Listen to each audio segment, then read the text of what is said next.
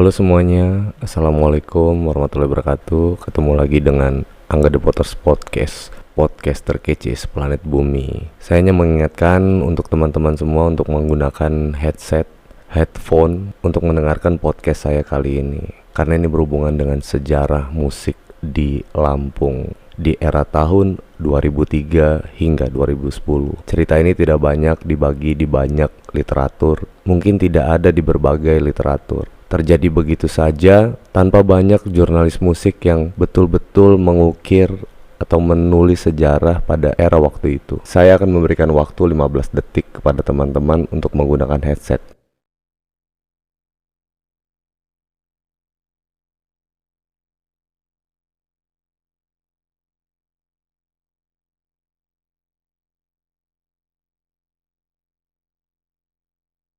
Semua dimulai pada tahun 2003 ketika band-band indie Lampung bermunculan ke permukaan, namun masih dalam suasana kompetisi. Ketika itu kompetisi musik menjadi barometer utama bagi musisi-musisi di Lampung, karena ketika kami menang festival musik, maka band-band independen itu akan mendapat pengakuan dari masyarakat Lampung. Wajar saja kalau kompetisi menjadi barometer ketika itu. Namun, beberapa band bahkan komunitas berinisiasi untuk berbuat sesuatu untuk Lampung. Tujuannya adalah untuk mengharumkan nama Lampung di kancah industri musik tanah air. Artinya, musisi Lampung ketika itu ingin naik kelas dari band Lampung menjadi band nasional. Apa jembatannya? Jembatannya adalah karya. Karya bisa disampaikan melalui perusahaan-perusahaan rekaman atau akrab disapa dengan label.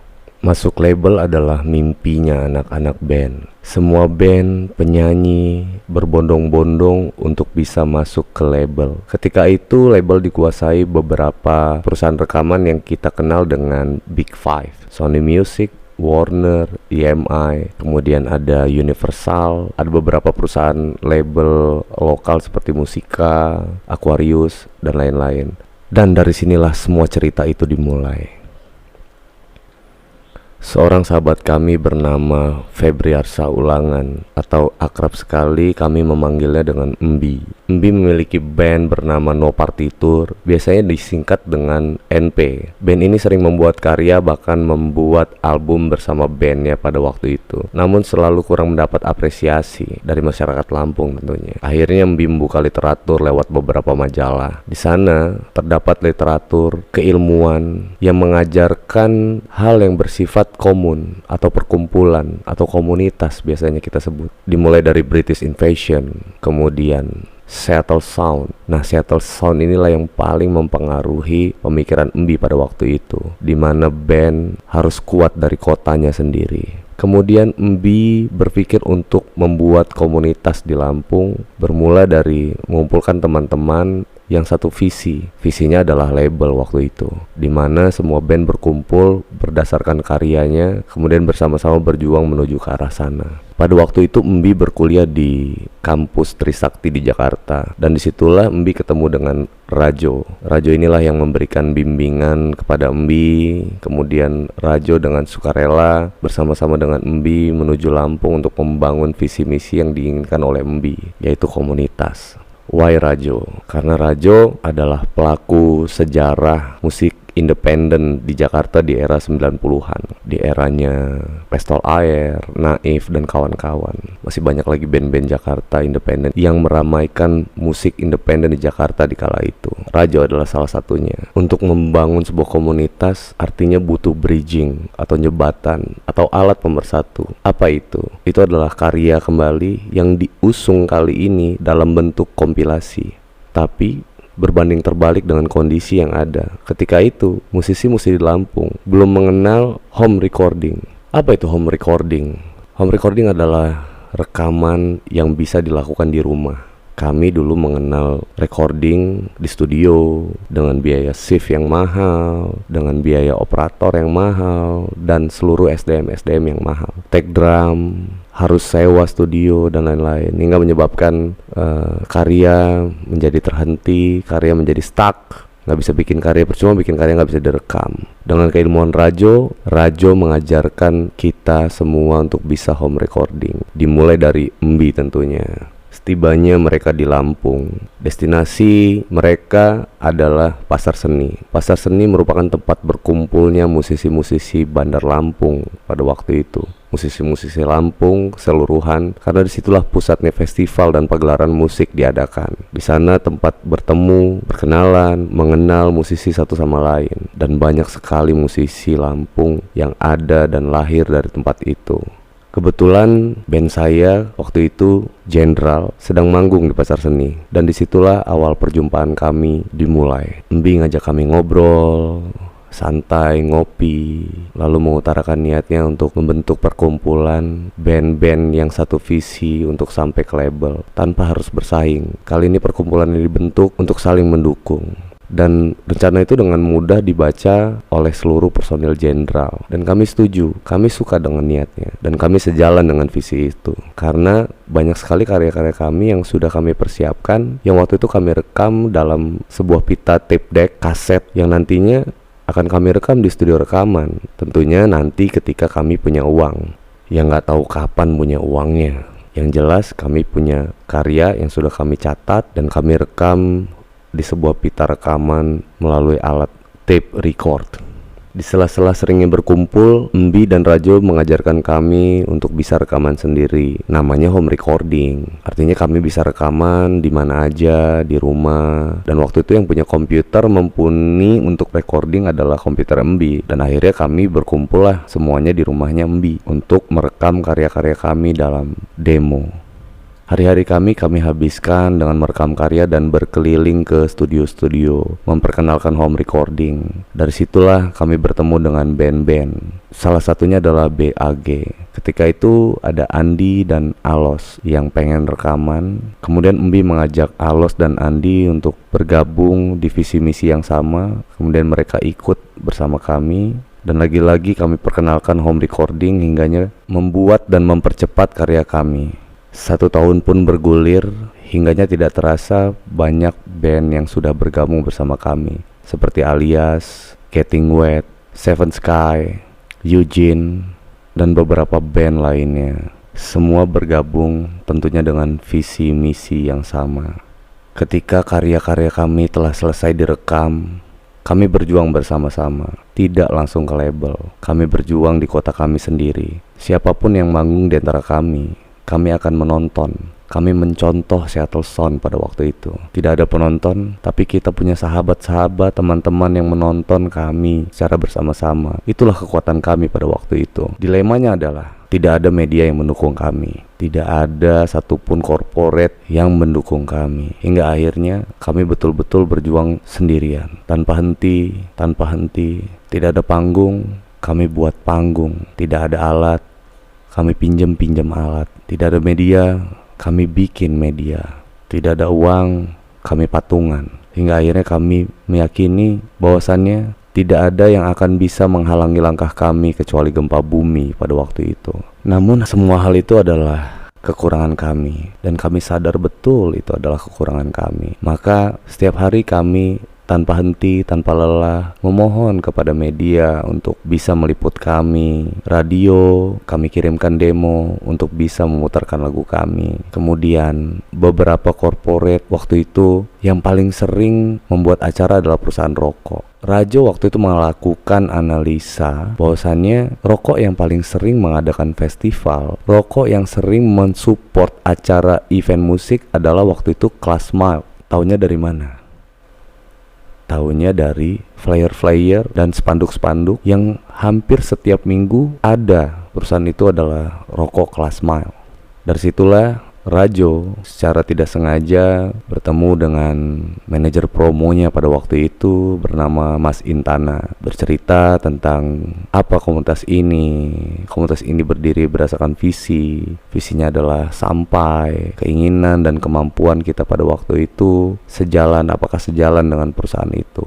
Dan ternyata di semua perusahaan-perusahaan rokok ketika itu yang paling peka terhadap musik adalah rokok Class Mile. Hingganya hanya perusahaan itulah yang mensupport kami. Artinya kami tidak meminta bayaran kepada perusahaan rokok itu. Namun perusahaan rokok itu memberikan bantuan dalam bentuk apapun untuk kebutuhan-kebutuhan promosi yang kami lakukan.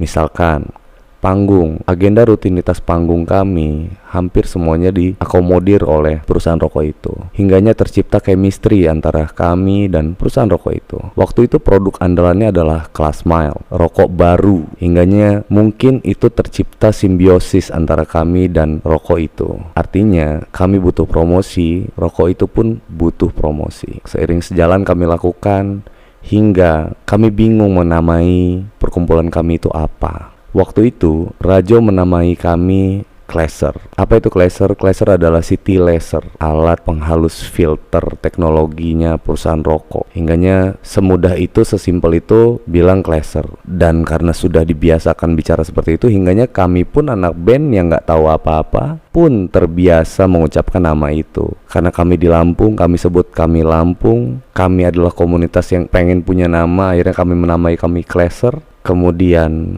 karena kami perkumpulan, maka kami namain itu community. Hingganya kami sebut Lampung Classer Community. Dan tahun terberat 2004 itu menjadi terbantu karena kami disupport oleh perusahaan rokok itu. Seiring sejalan, kami tetap mengirimkan demo lagu kami ke perusahaan rekaman yang tak kunjung datang panggilannya, tak kunjung datang balasannya. Semua perusahaan rekaman hampir semua kami kirimkan. Bahkan kami ikut beberapa event yang diadakan oleh perusahaan rekaman tersebut, yaitu lomba cipta lagu, atau kami mengambil celah di setiap event yang dilakukan kerjasama antara perusahaan rekaman dan pihak tertentu. Kami mencoba mencari-cari celah, dan tanpa terasa kami mendapat telepon dari beberapa radio yang ada di Lampung untuk mengirimkan materi kami ke radio. Why? Apa alasannya ketika kalian semuanya menolak demo kita? Kali ini kalian minta demo kita. Oh, ternyata banyak masyarakat Lampung yang merequest lagu-lagu kami di radio-radio tersebut. Hingganya terjadilah fenomena baru pada waktu itu, di mana masyarakat Lampung merequest lagu-lagu band-band Lampung, bukan lagu-lagu band-band nasional. Lagi-lagi fenomena baru tercatat. Kami semua ada di chart-chart radio di beberapa radio di Lampung. Dan hal ini membuat bingung label, membuat bingung perusahaan-perusahaan rekaman itu. Why? Siapa mereka? Siapa band-band ini hingganya ada di chart bersama-sama dengan label-label yang berkuasa pada waktu itu. Akhirnya label-label itu mencari tahu kami hingga ke Lampung. Dan ternyata benar, kami semua lagi asik sendiri, asik dengan manggung sendiri di Lampung, tur keliling Lampung dengan teman-teman sendiri. Sungguh begitu indah ketika itu. Hal-hal yang awalnya kami anggap sulit, tapi karena kebersamaan membuat kami menjadi nyaman. Dan pada akhirnya kami berpikir untuk selalu bikin karya, paling tidak masyarakat Lampung suka dengan karya kami. Itu cukup. Ternyata Tuhan berkehendak lain. Label-label justru mencari siapa kami. Dan pada akhirnya kami semua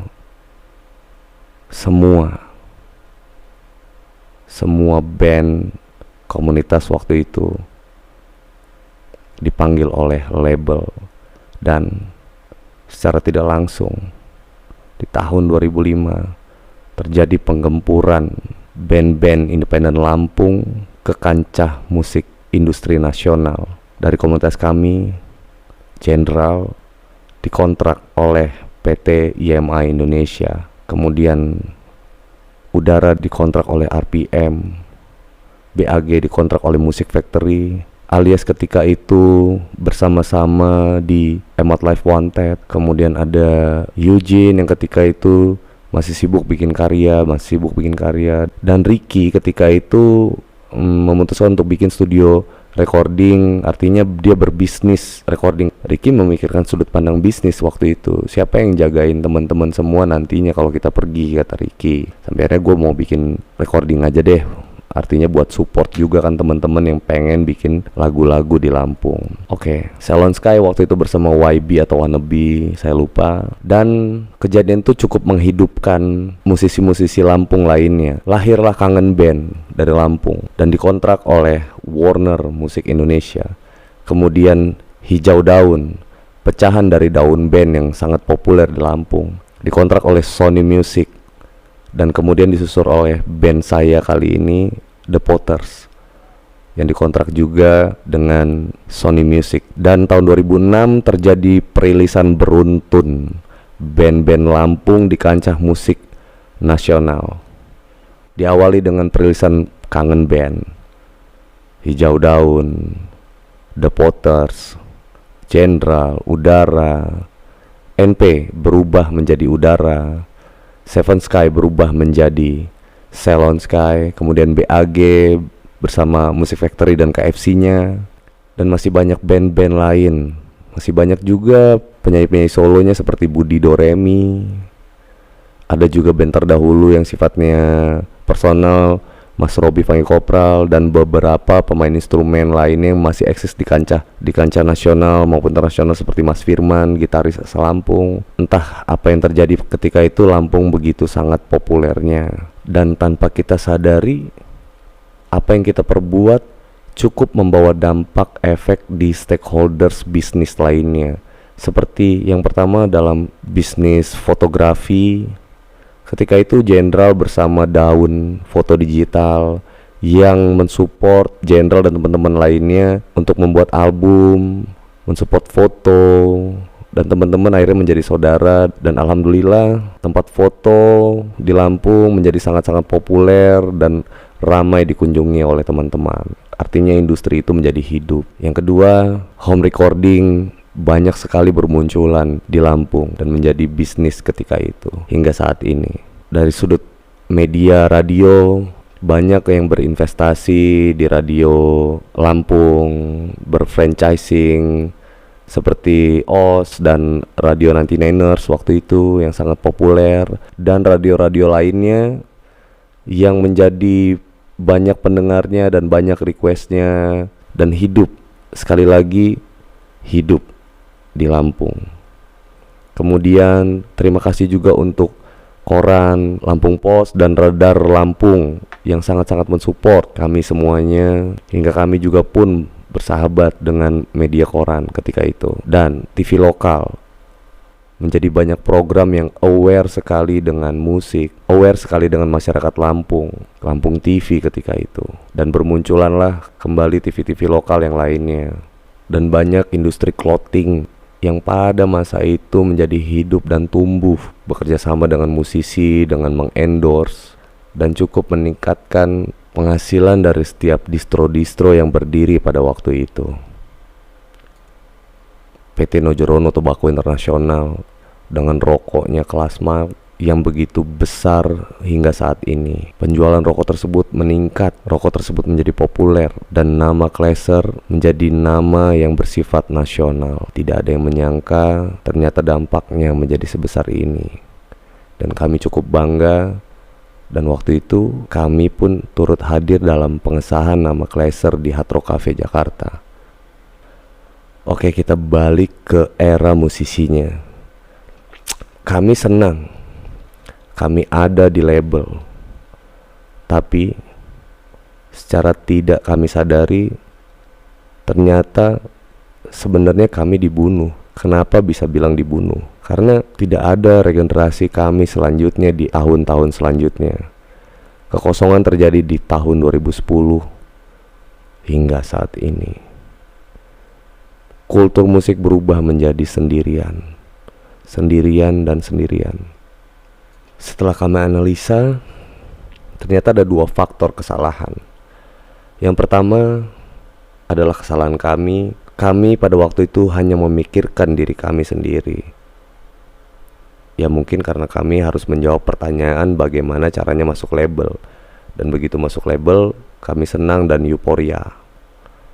Kami lupa kami punya tanggung jawab moral terhadap Lampung, karena Lampung lah yang sudah membesarkan kami. Kami minta maaf untuk hal itu, dan kami berjanji akan memperbaiki itu semuanya.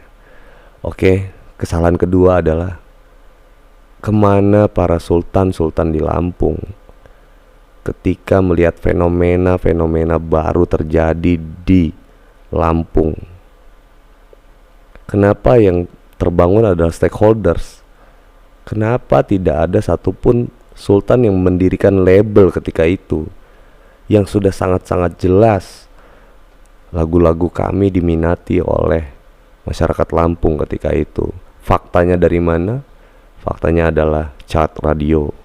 Kami ada di chart radio. Ya mungkin aja karena waktu itu kita sama-sama belum tahu apa itu industri. Mungkin harapannya adalah akan hidup label-label, akan berdiri label-label di Lampung di masa yang akan datang.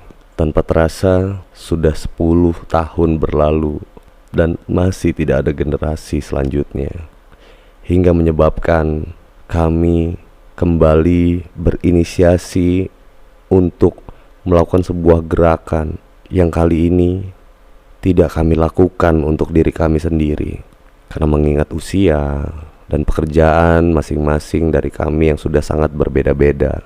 Kali ini kami berkumpul untuk kembali berjuang demi generasi musik. Kali ini tidak membawa komunitas, dampaknya harus membawa ekosistem dan stakeholders lainnya untuk generasi hari ini dan generasi yang akan datang. Semua kami mulai dari nol, karena kami sadar dunia sudah berubah. Karena kami sadar semua sudah berubah. Orang-orang terdahulu, sahabat-sahabat kami, mungkin sudah sibuk dengan banyak pekerjaannya. Sebagian ada yang berpindah tugas, dan sebagian lagi mungkin sudah tidak menetap di Lampung. Kami kembali berkumpul dengan berinisiasi membuat kompilasi band independen yang diinisiasikan oleh anak-anak Kleser terdahulu. Dan banyak tantangan dimulai ketika itu berjalan hingga saat ini. Apa itu? Yang pertama, band-band banyak berpikir kami berjuang mengatasnamakan Kleser. Artinya Kleser adalah rokok. Lagi-lagi kami menjelaskan bahwa kami sudah terbiasa dengan nama itu. Kami pun bingung kami menamai apa kami ini. Yang jelas kami adalah band-band yang ingin Lampung maju, yang ingin Lampung berkembang, yang ingin Lampung menjadi tuan rumah industri musik di kotanya sendiri. Hal-hal yang sudah terlanjur besar, biarlah besar. Kami mulai dari nol.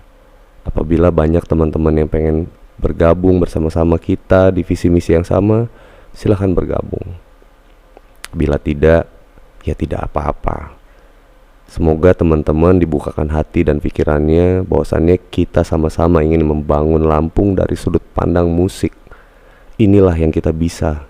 Akhirnya satu persatu hingga hari ini banyak sekali musisi-musisi yang bergabung karena membaca visi misi tadi. Sampai saat ini kami masih berjalan dalam ranah tatanan proses.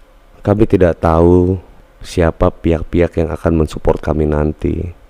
Yang jelas kami akan berbicara dengan banyak stakeholders, berbincang tentang masa depan musik industri di Lampung dan generasi hari ini hingga generasi yang akan datang. Kami tidak tahu apakah kami harus bergabung dengan Kleser, dengan Klasmalt mungkin, atau mungkin dengan perusahaan rokok lain, atau mungkin dengan stakeholders pemerintahan, atau mungkin dengan banyak sultan-sultan yang sudah kaya raya di Lampung ini. Kami tidak tahu. Yang jelas semua sudah kami susun, semua sudah kami rencanakan.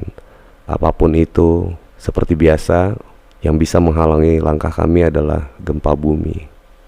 Pertanyaannya adalah, mengapa harus kami yang bergerak? Yang pertama, kami sudah cukup memantau bagaimana pergerakan komunitas dan musik di Lampung. Dan kami tunggu selama 10, mungkin lebih dari 10 tahun, belum ada satupun ada band yang kembali mengharumkan nama Lampung. Masih didominasi oleh band-band terdahulu. Yang kedua, karena kamilah yang berhasil ketika itu, kami harus mengulang keberhasilan ini. Tentunya dengan kebiasaan yang baru, ini hanya tinggal diulang.